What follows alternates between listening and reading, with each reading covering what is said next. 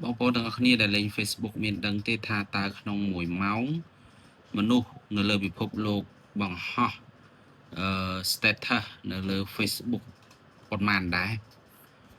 បាទបើអត់ទាន់ដឹងទេខ្ញុំជួយប្រាប់បងប្អូនយោងតាមរបាយការណ៍ដែលបង្ហាញដោយ website www.cio.com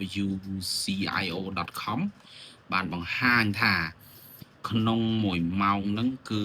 មាន status ដែលបង្ហោះចូល Facebook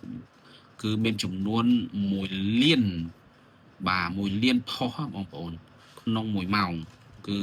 ប្រហែលយើងអាចថា1លានគត់ទេគឺប្រហែល1លានផុសជាងហើយជាទូទៅប្រសិនបើយើងចង់ផុសឲ្យល្អហើយដែលអាច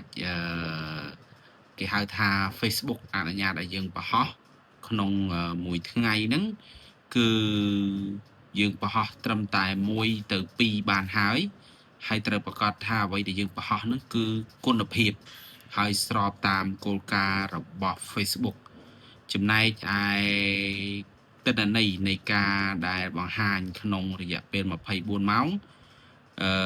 ជាទូទៅគឺការកំណត់របស់ Facebook ឲ្យយើងផុសបានចំនួនចាប់ពី25ទៅ35ផុស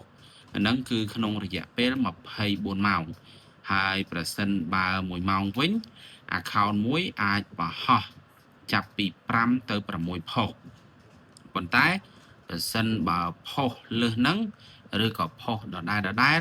គឺនឹងคล้ายទៅជា spam ដែលធ្វើឲ្យខូច Facebook ដែលបងប្អូនខ្លះគាត់ចូលចិត្ត share